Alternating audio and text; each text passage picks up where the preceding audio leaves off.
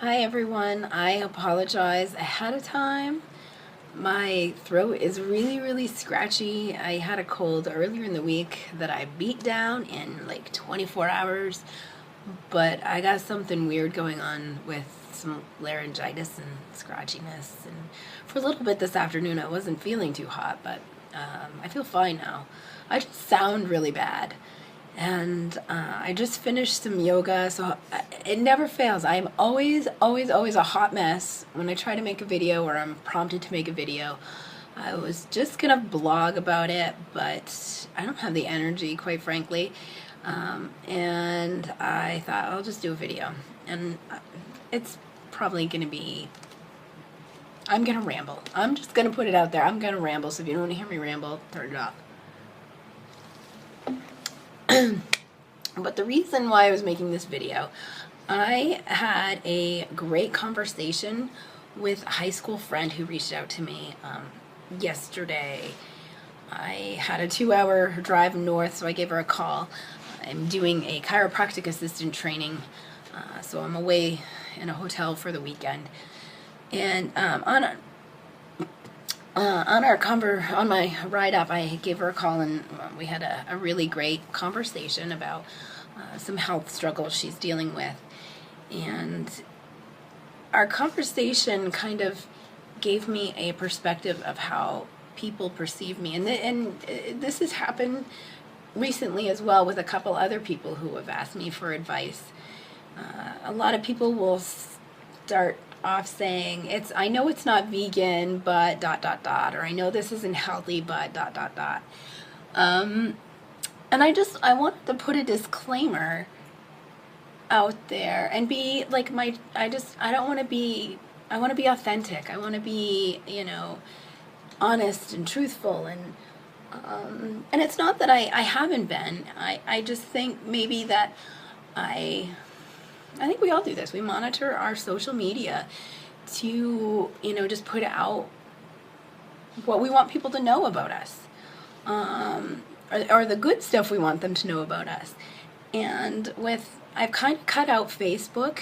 I pretty much only use Instagram. And with that, I'm obsessed with food. So I put like my favorite meals that I make.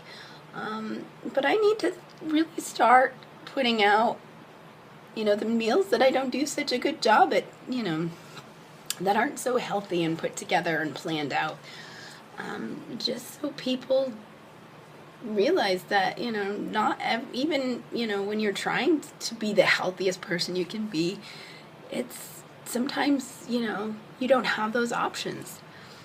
And so this is my disclaimer that I'm not vegan. I was vegan for many years. I spent 15 years as a animal cruelty investigator, and I advocated for animals, and it was an ethical choice for me.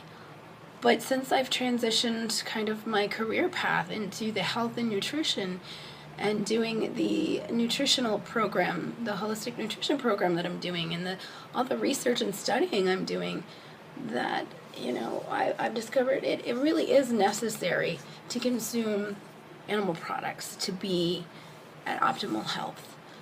It's not healthy, especially for kids. It's just you need some of those products in your diet to be really healthy.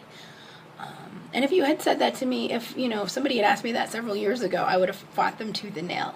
But the more that I've learned, the more research I've done, I definitely believe that that's the case. And but everybody has their rights to their opinions, and if veganism, vegetarianism is right for you, then absolutely. I base my advice for people on bio-individuality.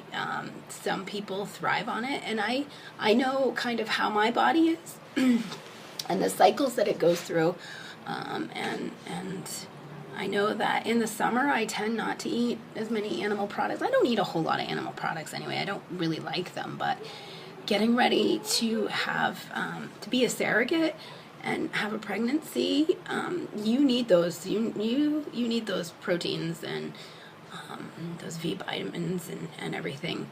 So, anyways, this isn't a vlog about health, food and that great debate or anything like that. So I just want to be as truthful and authentic as possible.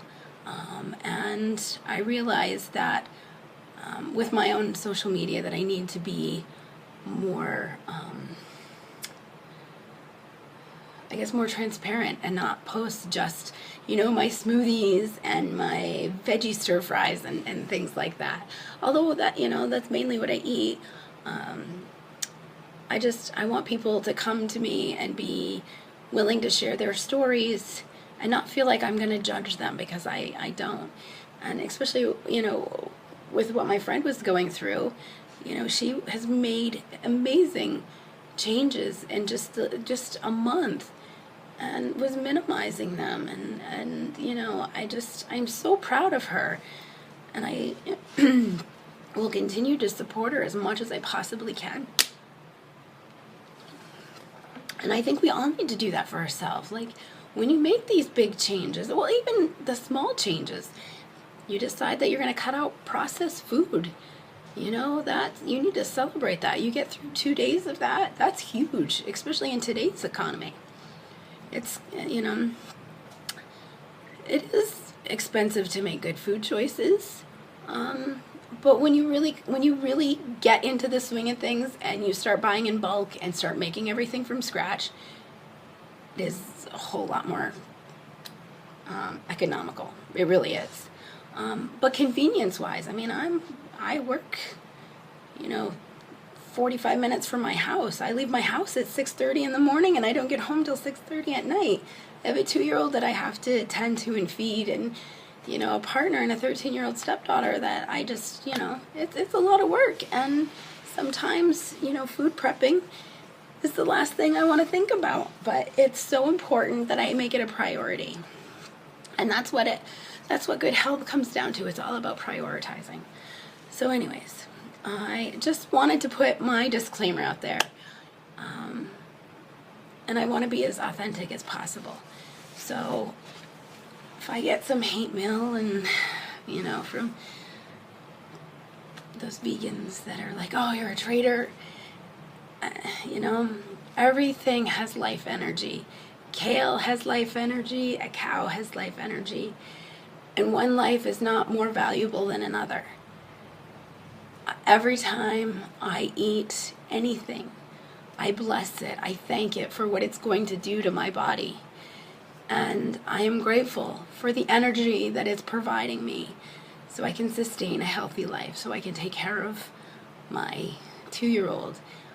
And that energy lives on in me. So, for what it's worth, I just wanted to be as authentic as possible. And I hope everybody's doing well. I'm going to go rest my voice, so hopefully I can talk tomorrow for class. So I'm sending you all light and love and wish you the happiest, healthiest day ever.